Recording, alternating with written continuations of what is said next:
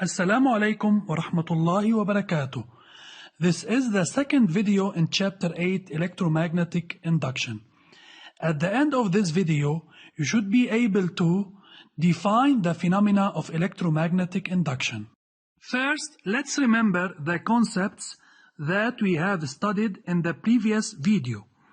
1. The magnetic field created by a rectilinear wire is expressed by B equal 2 times 10 to the power minus 7 multiplied by I over D. 2. The magnetic field created by a solenoid traversed by a current is B equal mu 0 multiplied by N multiplied by I over L. 3. The electromagnetic force is expressed by F vector equal I multiplied by the vector product between L and B. Or the intensity of the force F is equal to the absolute value of IBL sine alpha. 4. The magnetic flux phi of number of turns N is expressed by phi equal NBS cosine the angle between the vector of the magnetic field B and the normal vector of the surface N. Introduction. Did you ever ask yourself any time, how do the following machines work? An electrical generator, a credit debit card readers, an induction stove. All these machines and others work by electromagnetic induction. To understand the electromagnetic induction, we are going to study the following experiments, starting with experiment 1.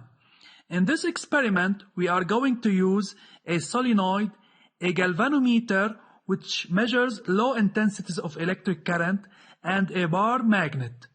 Take a moment to observe the procedure of the experiment.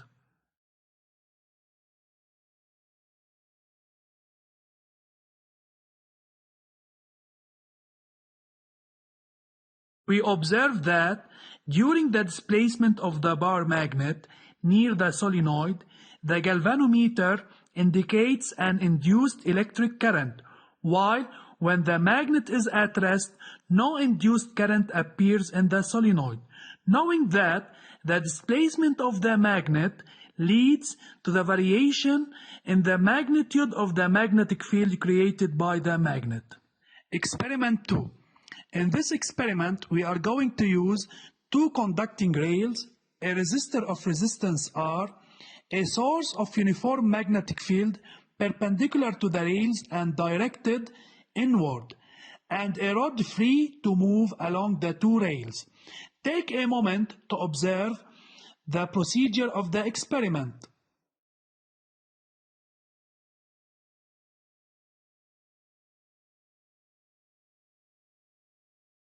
We observe that as the rod displaced along the rails, an induced current appears in the coil, knowing that the displacement of the rod leads to the variation of the surface of the loop. Experiment 3. In this experiment, we are going to use a conducting rectangular coil free to rotate around a horizontal axis, a galvanometer, and a U-shaped magnet. Take a moment to observe the experiment. We observe that as the loop rotates around the horizontal axis, an induced current appears in the loop, knowing that the rotation of the loop leads to the variation in the angle between the normal vector of the loop and the magnetic field vector. After studying the previous experiments, we can define the electromagnetic induction as the physical phenomenon leading to the appearance of an electromotive force in an electric circuit subjected to a variable magnetic flux. We mean by the electromotive force the potential difference or voltage. The variation of the magnetic flux can be obtained by the variation of the magnetic field B in magnitude, or by the variation of the surface S of the circuit plugged in the magnetic field B, or by the variation of the angle alpha between the magnetic field vector B and the normal vector N. Returning to the first experiment, as the magnet approaches the solenoid, the magnetic field B created by the magnet increases across the solenoid, while as the magnet moves away from the solenoid, the magnetic field B created by the magnet decreases across the solenoid. During the displacement of the magnet, a current I is produced in the solenoid, and we notice that the direction of the current is changed with the changing in the direction of motion of the magnet, while when the magnet is at rest, current I becomes zero.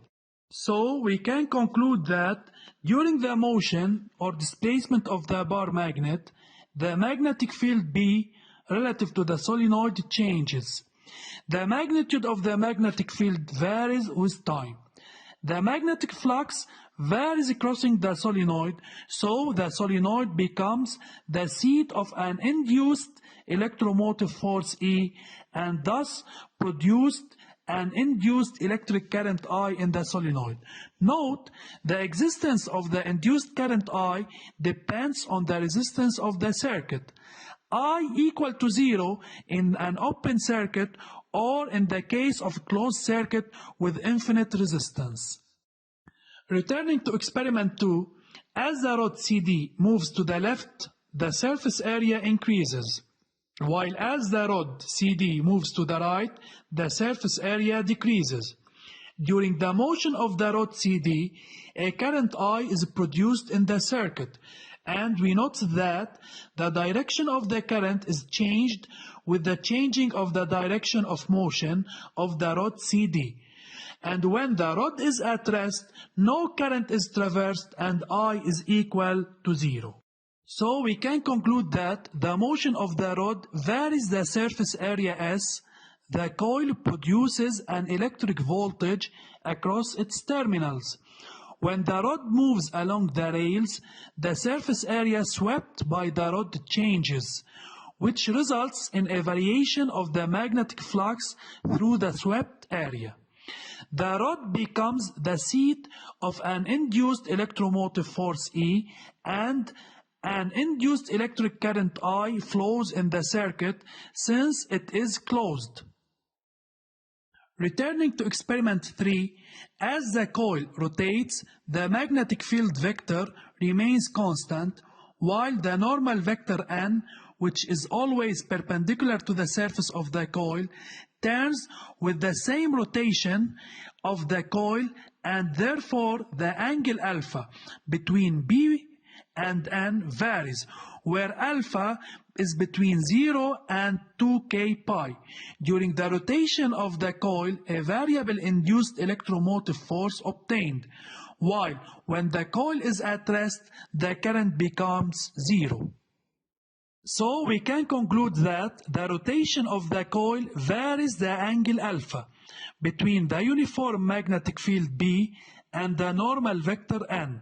Then the magnetic flux crossing the loop varies, so the loop becomes the seat of an induced electromotive force, and it carries an induced current if the circuit is closed.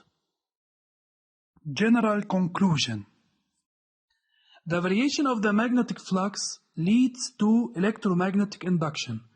The phenomenon of electromagnetic induction is the production of an electric voltage in an electric circuit by the variation of the magnetic flux in this circuit. The variation of the magnetic flux in a circuit produces in it an induced electromotive force E, and thus producing an electric current I if the circuit is closed. Summary. 1. Electromagnetic induction is the induction of an electromotive force E in a conductor when it is placed in a variable magnetic flux. 2. The variation of the magnetic flux is obtained either by the variation of B, or by the variation of S, or by the variation of the angle formed between B and N. 3. The variation of the magnetic flux in a circuit produces an induced electromotive force E and an induced current I when the circuit is closed. This is the end of the second part. Study it well and thank you for your attention.